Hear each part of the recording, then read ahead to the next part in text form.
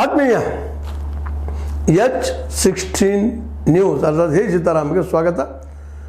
ನಾನು ನಿಮ್ಮವ MI ಅಥವಾ ಮಲ್ಲಪ್ಪ ಜೋತಾವ್. ಈ ದಿನ ನಿಮಗೀಗಾಗಲೇ ಚರ್ಚೆ ಮಾಡಿದ್ದ ನಮ್ಮ ಏನಪ್ಪ ರೋಹಿತ್ ವೇಮುಲ್ ಹೈದರಾಬಾದ್ ಘಟನೆ ಆಗಿದ್ದು ನಿಮ್ಮ ನೆನಪದ. ಆ ವ್ಯಕ್ತಿ ಜೊತೆಗೆ ಸಂಶೋಧನಾ ವ್ಯಕ್ತಿ PhD ಮಾಡುತ್ತಿದ್ದಂಥ ವ್ಯಕ್ತಿ ಅವ್ರು ಯಾವ ರೀತಿ ಟಾರ್ಚರ್ ಕೊಟ್ಟರು, ಅವ್ರು ಹೆಂಗೆ ಸಾವಾತ ಅವರದ್ದು ಟಾರ್ಚರ್ದಿಂದ, ಧರ್ಮ ನೆಲಗಟ್ಟಿನಲ್ಲೇ ಜಾತಿ ನೆಲಗಟ್ಟಿನಲ್ಲೇ ಯಾವ್ಯಾವ ರೀತಿ ಅದು ಅವ್ರ ಜೊತೆಗಾರರು ಯಾವ ರೀತಿ ಹೋದರು ಅನ್ನೋದನ್ನು ಹಿಂದಿನ ಒಂದು ನಮ್ಮ ಎಪಿಸೋಡಲ್ಲಿ ಚರ್ಚೆ ಮಾಡಿದ್ವಿ. ಆ ವೇಮೂಲರ ಕುರಿತಾಗ ಆ ವೇಮೂಲರ ಸಲುವಾಗಿ ಅದನ್ನ ನೆಪ ಇಟ್ಕೊಂಡು ಆಧಾರ ಇಟ್ಕೊಂಡು ಇಡೀ ದೇಶದಲ್ಲಿ ಘಟನೆಗಳು ಭಾಳ ಆಗ್ತಾಯಿರ್ತಾವೆ. ಜಾತಿ ನೆಲಗಟ್ಟಿನಾಗ ಈ ಕೆಳ ಜಾತಿ ಮೇಲ್ಜಾತಿ, ನಮ್ಮದು ಈ ಧರ್ಮ, ನಮ್ಮದು ಆ ಧರ್ಮ, ಹಿಂದೂ ಮುಸ್ಲಿಮ ಕ್ರಿಶ್ಚಿಯನ್ನ ಒಂದು ತಾರತಮ್ಯತೆ ಮಾಡುವಂಥ ಒಂದು ಸಂದರ್ಭ ನಾವು ನೋಡ್ತಾ ಇದ್ವಿ ಮೇಲೆ. ಇದನ್ನು ಸಾಕಷ್ಟು ಜನ ಮಕ್ಕಳು ಕಲಿಯೋದು ಸಹಿತ ಬಿಟ್ಟುಕೊಂಡು ಹೋಗ್ತಾ ಇದ್ದಾವೆ. ಕಲಿಯೋದು ಬಿಡೋದು ಇದರ ಅರ್ಥ ಏನಪ್ಪ ಅಂದರೆ ನಾವು ಸಾವನ್ನು ಎದುರಿಸಿದಂಗೆ ಅನ್ನುವಂಥದ್ದು ಅಷ್ಟು ಸಹಿತದ. ಯಾಕಂದ್ರೆ ಶಿಕ್ಷಣ ಇಲ್ಲಪ್ಪ ಅಂತಂದ್ರೆ ಮನುಷ್ಯಾಗ ಏನು ಮಾಡಲಿಕ್ಕೆ ಸಾಧ್ಯ ಆಗೋದಿಲ್ಲ ಅನ್ನೋದು.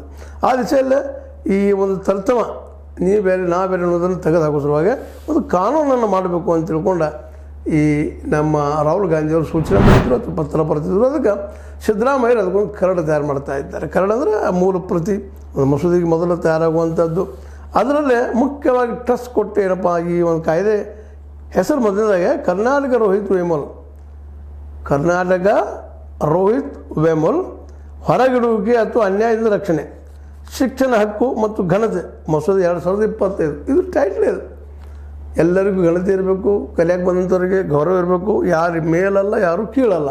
ಆ ದಿಶೆಯಲ್ಲಿ ಒಂದಿಷ್ಟು ಕಾನೂನು ಮಾಡಬೇಕಂತೇಳಿ ಆಲ್ರೆಡಿ ಕಾನೂನು ಮಿನಿಸ್ಟರ್ ಇದ್ದವ್ರು ಮಾಡ್ತಾ ಇದ್ದಾರೆ. ಯಾಕಂದರೆ ಉನ್ನತ ಶಿಕ್ಷಣ ಇಲಾಖೆ ಆದರೂ ಎಲ್ಲ ವಿಶ್ವವಿದ್ಯಾಲಯಗಳೆಲ್ಲ ಸರ್ಕಾರಿ ವಿಶ್ವವಿದ್ಯಾಲಯ ಆಯಿತು, ಎಲ್ಲ ಬಂತು. ಎಲ್ಲ ಕಡೆ ಎಲ್ಲ ವಿಶ್ವವಿದ್ಯಾಲಯಗಳಲ್ಲಿ ಪರಿಶಿಷ್ಟ ಜಾತಿ, ಪರಿಶಿಷ್ಟ ವರ್ಗ ಮತ್ತು ಇತರೆ ಹಿಂದುಳಿದ ವರ್ಗಗಳು OBC ಹಾಗೂ ಧಾರ್ಮಿಕ ಅಲ್ಪಸಂಖ್ಯಾತರಿಗೆ ಸಮಾನ ಅವಕಾಶ ಮತ್ತು ಶಿಕ್ಷಣ ಹಕ್ಕು ಕಲ್ಪಿಸುವ ಉದ್ದೇಶದಿಂದ ರೋಹಿತ್ ವೇಮುಲ್ ಕಾಯ್ದೆಯನ್ನು ರಾಜ್ಯದಲ್ಲಿ ತರಲಿಕ್ಕೆ ಹೊರಟಿದ್ದಾರೆ. ಈ ಒಂದು ವೇಮುಲ್ ಹೆಸರು ಆ ಮೂಲಕ ಇಲ್ಲೇ ನಾವು ನೀವು ಹೆಚ್ಚು ಕಡಿಮೆ ಅಲ್ಲ ಅನ್ನೋ ದೃಷ್ಟಿ ಇಟ್ಕೊಂಡು ಮಾಡುವಂಥ ಒಂದು ಕಾನೂನು ತಯಾರು ಮಾಡುವಂಥ ಅದಕ್ಕೆ ಕರಡು ತಯಾರು ಮಾಡುವಂಥ ಪ್ರಯತ್ನ ಮಾಡ್ತಾಯಿದ್ದಾರೆ.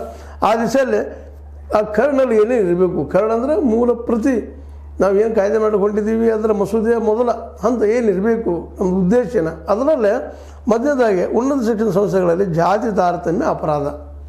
ಇನ್ನು ಮುಂದಿನ ದಿನಗಳಲ್ಲಿ ಜಾತಿಯ ವಾಚಕಗಳನ್ನು ಬೈಯೋದಾಗಲಿ, ಮಾತಾಡೋದಾಗಲಿ, ಕೀಳಂತ ಹೇಳೋದಾಗಲಿ, ಮತ್ತೇನಾಗಲಿ ಇನ್ಮೇಲೆ ಅಪರಾಧ.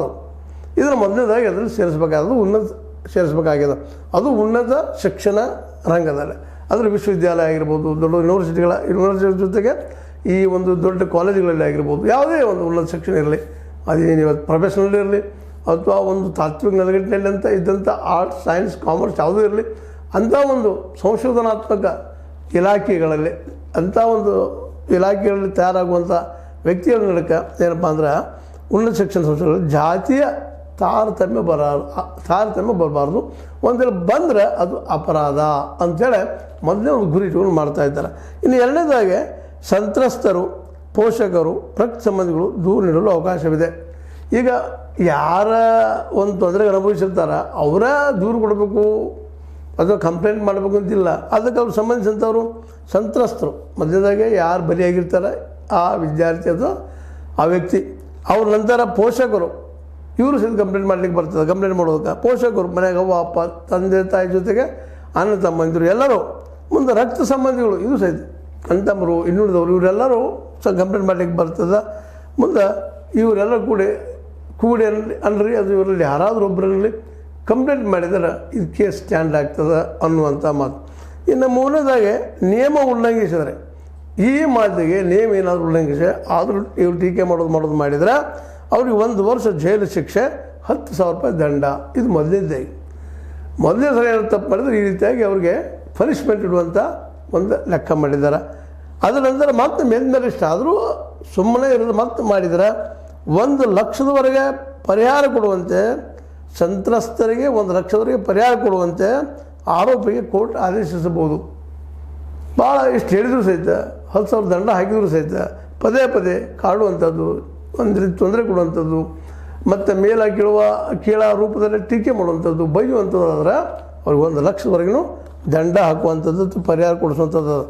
ಮುಂದೆ ಅಪರಾಧ ಮತ್ತೆ ಶಿಕ್ಷೆ ಒಳಗಾದರೆ ಮತ್ತೊಮ್ಮೇನೋ ಒಮ್ಮೆಲ್ಲ 2 ಸಲ ಹಂಗೆ ಮಾಡ್ತಾ ಹೋದ್ರೆ 3 ವರ್ಷ ಕನಿಷ್ಠ ಶಿಕ್ಷೆ, 1 ಲಕ್ಷ ರೂಪಾಯಿ ದಂಡ.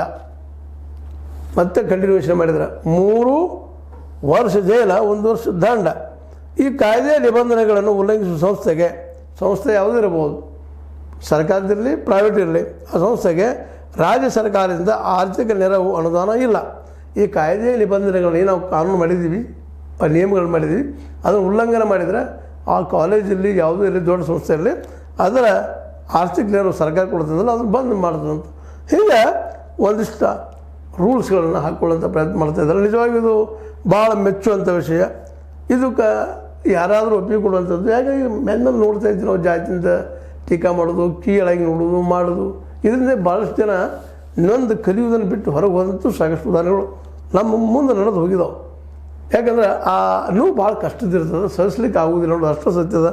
ಹೀಗಾಗಿ ಇಲ್ಲೇ ಈ ಶಿಕ್ಷಣದಿಂದಾಗಿ ಈ ಒಂದು ಈ ಕಾನೂನಿನಿಂದಾಗೆ ಉನ್ನತ ಶಿಕ್ಷಣ ಸಂಸ್ಥೆಗಳಲ್ಲಿ ವರ್ಗಗಳು, ಜಾತಿಗಳು, ಮತಗಳು, ಲಿಂಗ, ಜೇಸಿ ಎಂಬ ತಾರತಮ್ಯ ಇಲ್ಲಿಲ್ಲ.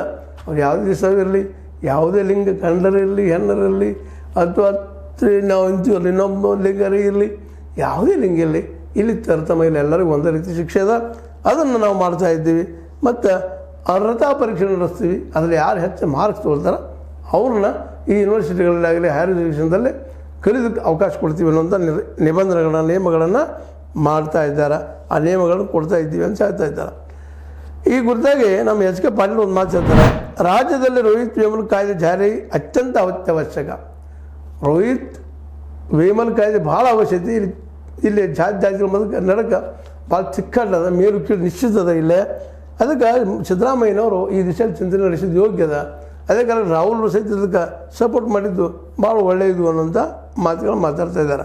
ಅಂದ್ರೆ ಇನ್ನು ಮುಂದೆ SC ST OBC ಮತ್ತು ಮೈನಾರಿಟಿ ಯಾವುದೇ ಧರ್ಮದವ್ರು ಇರಲಿ ಅವ್ರಿಗೆ ಕಿರುಕುಳ ಕೊಡೋದು, ಟೀಕೆ ಮಾಡೋದು, ಅವ್ರ ಮನಸ್ಸಿಗೆ ನೋವಾಗುವಂಥ ಮಾತಾಡೋದು, ಅವ್ರಿಗೆ ಅವ್ರ ಹೆಸರಿನ ಮೇಲೆ ಮತ್ತು ಇನ್ನೊಂದು ವಿಷಯದ ಮೇಲೆ ಅವ್ರಿಗೆ ಸಣ್ಣದಾಗಿ ಮಾತಾಡೋದು ಮತ್ತು ಬಿಹೇವಿಯರ್ ಸಹಿತ ಅವ್ರನ್ನ ಕೀಳಾಗಿ ನೋಡೋದು ಇಂಥವೆಲ್ಲ ಮಾಡಿದರೆ ಮುಂದಿನ ದಿನದಲ್ಲಿ ಅದು ಅಪರಾಧ, ಅದಕ್ಕೆ ಶಿಕ್ಷೆ ಆಗಲೇಬೇಕು ಅನ್ನೋಂಥ ಕಾನೂನನ್ನು ವೇಮೂಲ ಕಾನೂನು ಅಂತ ಹೇಳ್ತಾರೆ.